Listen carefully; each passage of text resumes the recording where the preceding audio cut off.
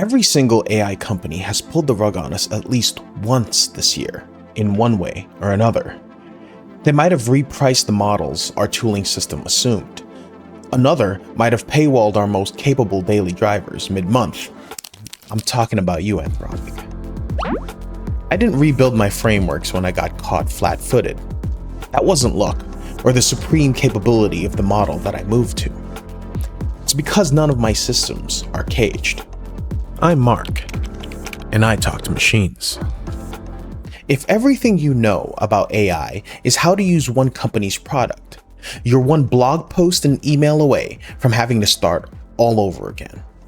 I'm going to show you 3 things: the rug pulls and what exactly broke, a piece-by-piece audit of my stack, what's caged and what's unbound, and one record of how I work answered by 2 different AIs, live. Everyone's stockpiling prompt packs, tips and tricks, tutorials, provider-reliant skills, knowledge specific to whatever AI company's logo is currently slapped on it. That knowledge has an expiration date, and they, the providers, control it. The other false comfort is the thought that I have multiple subscriptions. I'm covered. You're not covered. You're now exposed in more places than you thought when you started. I spent 8 years deep in trading and finance, 6 of it full-time, and if there's one thing I've learned, it's to always guard against rug pulls. There is no fear like the fear of uncertainty. So, I had to adapt accordingly. Everything I build improves how I think and how I work. All of that hinges on being universally adaptable. And I know what you're thinking.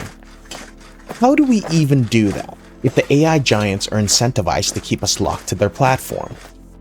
It's the same tactic Apple used to indoctrinate people into their ecosystem. First, we have to figure out why this keeps happening and why it won't stop. All these AI giants are busy running an arms race. Each and every one is trying to one-up the others, and every few months, one of them succeeds. A substantially better model drops, and you can't ignore it. See that for what it really is. The upgrade itself is a rug pull. When Fable 5 dropped, the scramble wasn't because something broke. It was because something vastly better existed. Getting caught off guard by good news is still getting caught off guard. New pricing math, new limits, tooling assumptions dead overnight.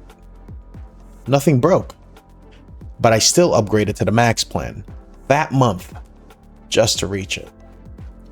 That's the cost of good news. I made this a few weeks ago. The entire video is me teaching a cheaper model to behave like the one I was about to lose. The same model flat-footed me twice. Once when it arrived, good news that I paid for. Another when it went back behind the paywall. That video exists because I got rug pulled. And the thing that actually moved over to the cheaper model wasn't intelligence. It was a file. A written brief sitting in my repo. I'd built the escape hatch a month before I had a word for it. The race isn't slowing down anytime soon.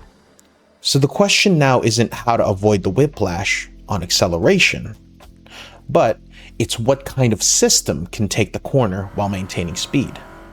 An uncaged system doesn't just survive the race, it harvests it.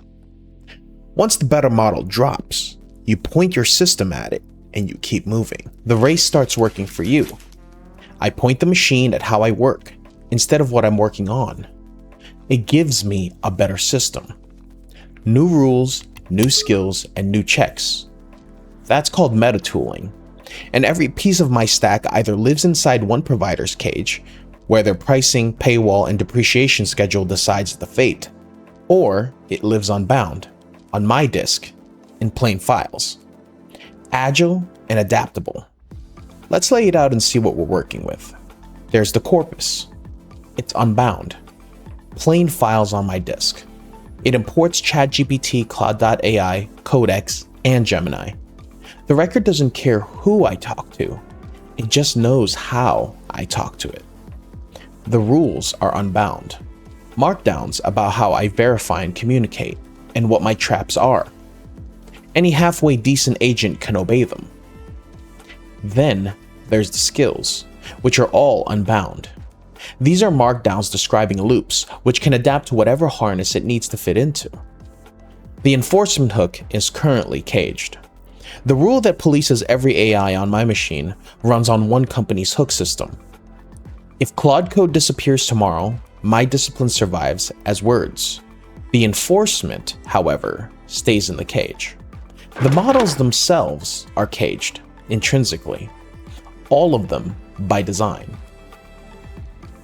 There's an old Greek puzzle about a ship. A board rots and you replace it, and you keep replacing until nothing original is left. Philosophers have argued about it for centuries. At what point does it stop being your ship? Imagine planks carved to the sailor that fit any ship. When every plank is about how I think, what I verify, what I forget, swapping the hull underneath is a simple afternoon. And here's what it looks like in motion. We're about to run the test between Claude and Codex. We're running a classic prompt asking corpus about how we work. Can both of these pull from corpus and engage my system?